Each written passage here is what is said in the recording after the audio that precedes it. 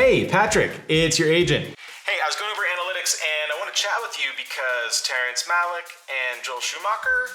The algorithm has spoken and nobody cares. So I have a couple of suggestions for you. Why don't you try going with something trendy and topical for a change? I'm thinking maybe one of those Disney remakes that the kids are all about, or I don't know, like shit out another Marvel video. People love those.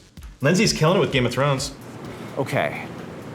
What about cats? Cats? Cats. Yeah, people love cat videos. I'm imagining like what 20 minutes of Patrick H. Willems talking about cat videos on the internet is gonna look like. You start writing it, I'm gonna call Skillshare right now. No. Not cat videos. The 2019 Tom Hooper film called Cats.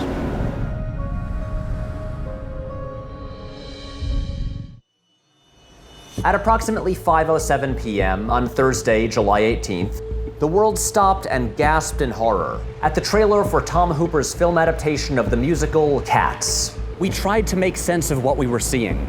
Jennifer Hudson looking like a mutant from the island of Dr. Moreau, belting out an emotional rendition of Memories. Judi Dench as a cat person wearing a coat that appears to be made from the fur of other cats. And whatever this is. I've never been a fan of the musical Cats, and I don't really like Tom Hooper as a filmmaker. But despite all of that, Cats is somehow my most anticipated movie of the rest of the year. And I want to understand why. So what is Cats? Honestly, what the hell is this thing anyway? It originated in 1939 as something called Old Possum's Book of Practical Cats, which Wikipedia describes as, quote, a whimsical collection of light poems by T.S. Eliot about feline psychology and sociology. Whatever that means. Then around 1980, Andrew Lloyd Webber decided to put Eliot's words to music and turned it into the musical Cats, which became one of the longest running musicals in Broadway history. And it looked like this. Jellicle songs with Jellicle cats. Jellicle songs with Jellicle cats. But what is this thing anyway? To answer that question, I turned to my friend Rachel. It's a plotless, maybe opera ballet that essentially follows the lives of a gang of Jellicle cats, deciding who among them is going to die tonight and be born again as another cat. It pretty much introduces that idea right away. Their leader, Old Deuteronomy, gets to pick which cat is gonna die, and the rest of the musical is just introducing you to cats that might die, I guess. So you meet a magical one and a trained one and a sexy one and like two fat ones or whatever. Then there's one that nobody likes named Grisabella. And spoilers, she's the one that dies and gets reborn. But they like her at the end, I guess. It's a musical for perverts, essentially. In the movie Cats, James Corden plays a character named Bustopher Jones. Okay, I think I kinda get what Cats is now, but I still don't like it, and it's still not something that I would ever normally have any desire to watch. So why am I so curious about this movie? Well, it's because of a man named Tom Hooper. Tom Hooper is a British filmmaker who made some acclaimed TV shows, namely the HBO miniseries John Adams, then made the leap to feature films in 2009 with The Damned United. It's a solid, very British movie about soccer that doesn't actually have very much soccer in it. But after that is where his career really blew up. He made The King's Speech, an inspirational, middle-of-the-road Oscar bait movie that earned over $400 million on a $15 million budget, won Hooper a Best Director Oscar, as well as Oscars for Best Picture and Best Actor. From there, he made the first musical of his career, but definitely not the last. Les Miserables in 2012 was another huge Oscar-winning hit. After that came The Danish Girl, which very few people saw and no one really likes, but it still won an Oscar. And Tom, where are you? On paper, Hooper seems like another Stephen Daldry, a milquetoast British awards magnate who can competently deliver bland but enjoyable prestige films, with no identifiable style or perspective of his own. But that's not who Tom Hooper is. Yes, that's a decent description of the types of projects he chooses, but his actual approach to them is really, really weird and kind of drives me insane. You can see some of it in The Damned United. It's a movie mostly about British men talking in rooms or on soccer fields, but Hooper shoots it with a lot of aggressive angles and odd framing. There's a very saturated color palette reminiscent of Robert Richardson's work on The Aviator, and I'm honestly not sure what purpose it serves here. But it's the King's Speech where he really starts making choices. It's a movie about a king going to a speech therapist office, but Hooper shoots it almost like a Terry Gilliam film. It's full of exaggerated close-ups with wide-angle lenses that distort the actors' faces, or he'll frame people in the lower corner of the frame, filling the rest with negative space. Eye lines between actors in dialogue scenes are often confusing since they don't seem to match up. This is kind of similar to the visual language Sam Esmail uses in Mr. Robot, full of shallow focus and characters isolated in the frames or shoved into a corner. In that show, this is all done to create feelings of isolation and paranoia. But what does it achieve in The King's Speech? For a story largely about two people becoming friends, why shoot it in a way that isolates and exaggerates the characters? It's a true story about 20th century history, not a farce or a satire, so why use the visual language of one? Apparently, most people didn't mind this at the time, or they just didn't notice, because the movie was a huge hit and the Academy decided Hooper was the best director of the year. Since his choices were so successful, when he went and made Les Mis, he doubled down and made even bigger, more baffling choices. Les Mis is a musical full of big, sweeping, epic, emotional songs. And for some reason that has haunted me for years, Hooper decided to shoot them all like this. Here where I stand at the turning of the years. Through the movie, he continued to use exaggerated wide-angle lenses in almost every scene, putting actors in the corners of frames, going really heavy on handheld Dutch angles, but most baffling of all was his choice to shoot almost all the musical numbers in wide-angle close-ups with the actors looking right into the lens in long, unbroken takes with the camera handheld. There's a great piece by film crit Hulk, breaking down what Hooper is doing in Les Mis and how his choices in visual language so fundamentally work against the film. He explains how insane it is to shoot a scene like this, in the same way Stanley Kubrick shot this. In the piece, he writes, quote, "He wanted to take a soulful movie, rife with drama and tragedy, telling a truly epic, classic story both in terms of scope and politics, a story that features an emotional, personal journey spanning decades, with all the characters singing songs about hope and longing. And he filmed it in a way that conveys chaos and discord. Off-kilter worlds, surrealism, everything is going to be okay romantic comedyism, and he overused the most powerful tool of cinematic story control, close-ups, by doing it the entire time, meanwhile employing an equal method that undoes that close-up effect by having the characters look directly at the camera, which has the sole effect of breaking the fourth wall and making the audience uncomfortable. Hooper does not seem to understand what he's doing, but he keeps making these big, wild choices that drive me kind of nuts. So again, why would I be excited about this guy making Cats? Well, remember, I don't like Cats, and if it's going to be made into a movie, it might as well be made by someone who's going to make big, weird choices with it. I would actually be bummed if a filmmaker I really liked were making this movie. But Hooper? Yeah, sure. The math here makes no sense. I should be avoiding this like the plague.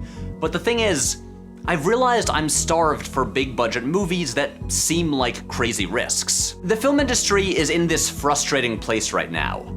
Medium budget movies for adults stopped being profitable and stopped getting made. The only movies that seem to reliably make money are huge blockbusters, so the major studios are making a lot of them, but they're also trying to make them as safe as possible. This is why almost everything is either a remake or part of a franchise. They're things people already know they like. It's why we have something like the new Lion King. No one asked for it, but it's still making a ridiculous amount of money, since it's delivering something everyone already loves, but in the safest, most boring, most realistic way possible. And then there's Cats. I don't know what the fuck this thing is gonna be.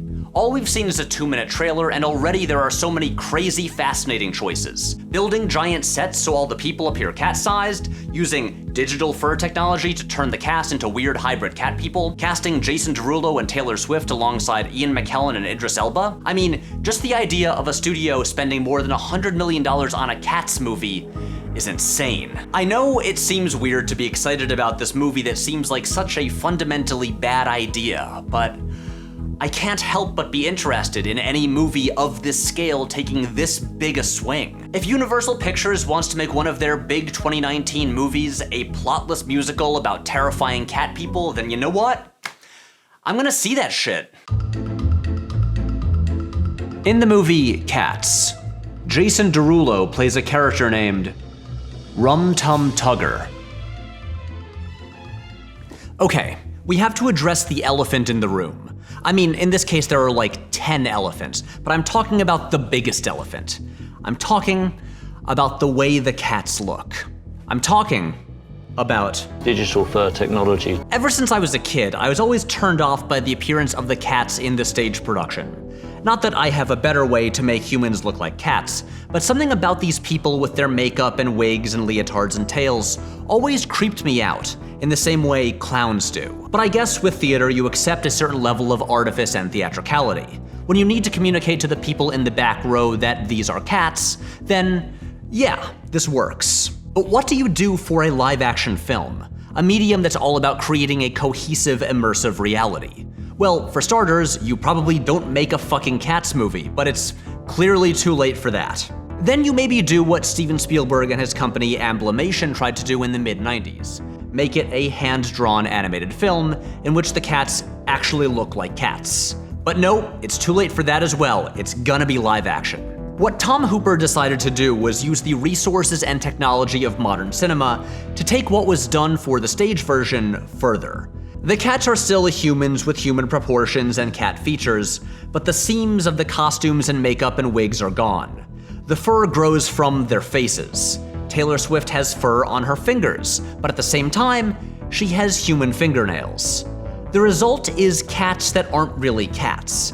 They're cat-human hybrids, kind of like the Khajiit from the Elder Scrolls games, are of course the creations of Dr. Moreau. Recently, Corridor Digital released a new video in their VFX Artist React series, and evaluated the actual effects work on display. From a purely technical standpoint, the VFX are totally A-okay. It's like the character itself is freaking people out, not the technical achievement of it. And that's what's so strange about this. We accept the artifice of the stage musical, and say, well, there are people in cat costumes meant to represent actual cats. But here, their appearance is so seamless and realistic that it looks like someone did some crazy DNA splicing. And instead of being on a stylized stage, they're on extremely realistic locations. I don't think there is a better way to do this. It was always going to be weird and potentially off-putting. But I can't look away from it. Because you must not avert your eyes. This is what is coming at us. In the movie Cats, Taylor Swift plays a character named Bombalurina. We now return to the history of cinema with your host, Patrick Willems. Hi, I'm Patrick Willems. I have a bachelor's degree in cinema studies and I'm wearing a tweed jacket, so I guess that qualifies me to talk about this stuff. Anyway, let's talk about modern movie musicals. The genre gradually declined through the 70s and 80s, and in the entire decade of the 90s, there were only a small handful of live-action musicals produced, like Evita or Everyone Says I Love You. James L. Brooks tried to make a musical with his film I'll Do Anything, but after disastrous test screenings, he entirely cut all the musical numbers, making it no longer a musical. By this point, the genre almost exclusively existed in animation, where it was still going strong thanks to the Disney Renaissance. But then, in 2001 and 2002, musicals had a resurgence, with the two forms of the genre that would dominate the 21st century. With Moulin Rouge, we got the modern jukebox musical, built around popular existing songs. Then the following year, Chicago reintroduced the idea of the Broadway musical adaptation as prestige film.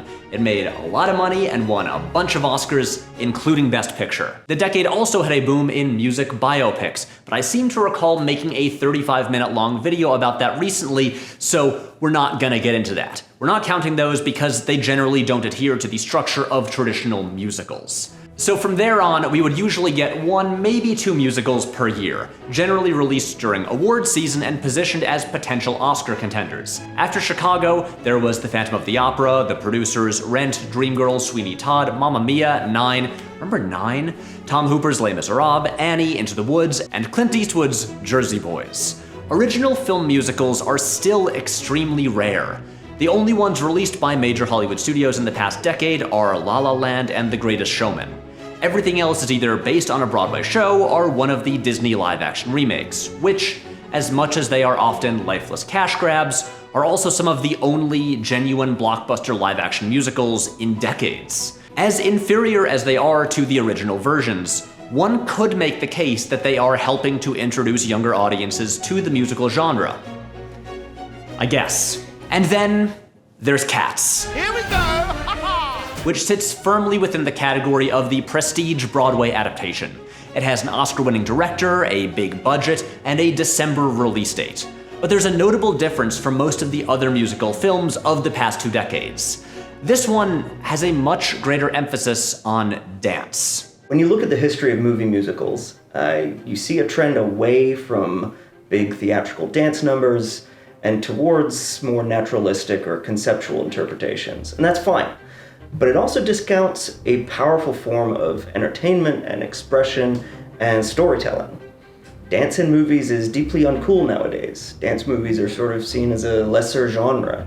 The only recent films I can think of that really dig into the dynamism of body and movement are things like Climax by Gaspar Noé, or Madeleine's Madeleine, or even Magic Mike XXL, and they're all explicitly about performers.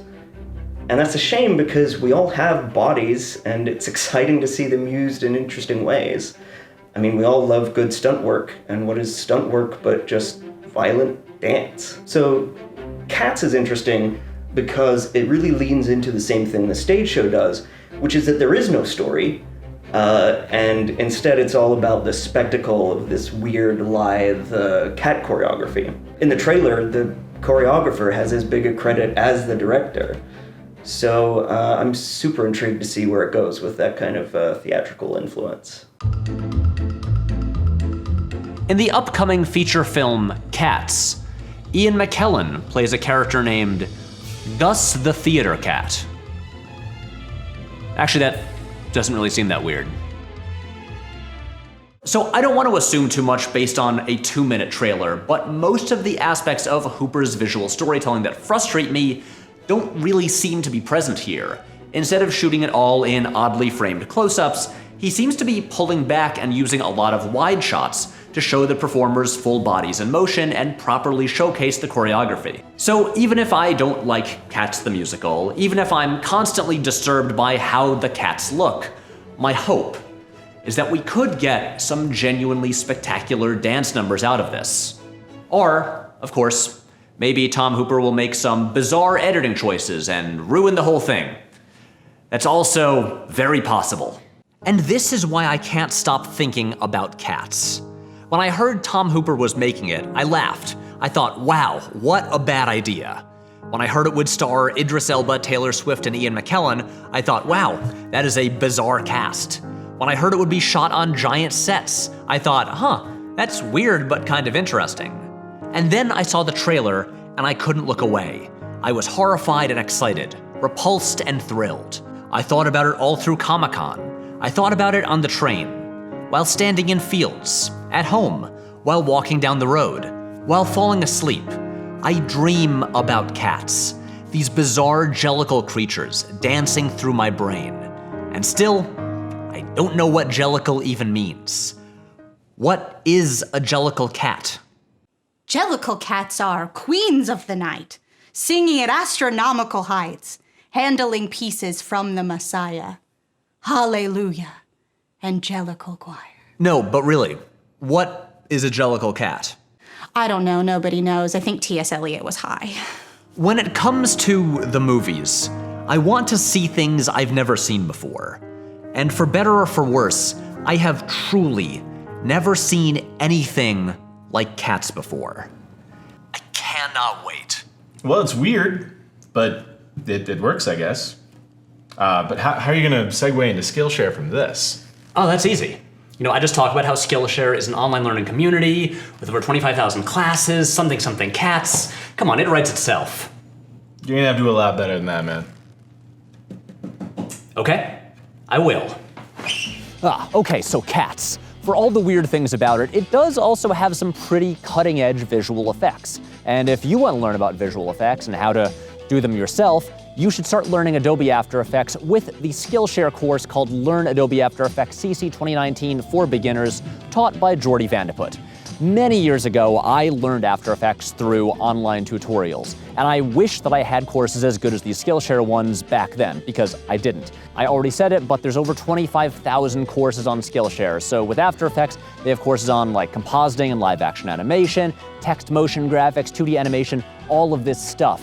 And you can get 2 months totally free if you sign up now at the link in the description. Look, 2 months is a long time. You can watch a lot of these courses in that time. You can get very, very good at VFX. I don't know why you wouldn't do it. So sign up now with the link in the description and start learning today. Do you hear that thunder? I think it's like about to rain on me any second now. I should probably go inside.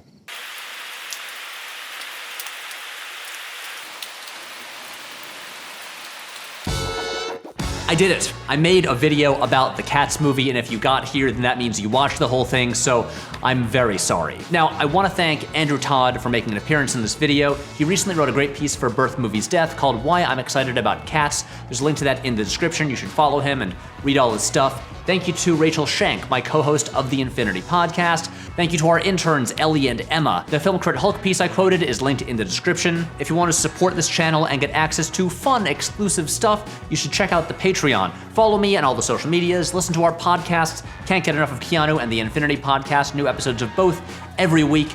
And we'll be back very, very soon with new stuff, so I'll see you then.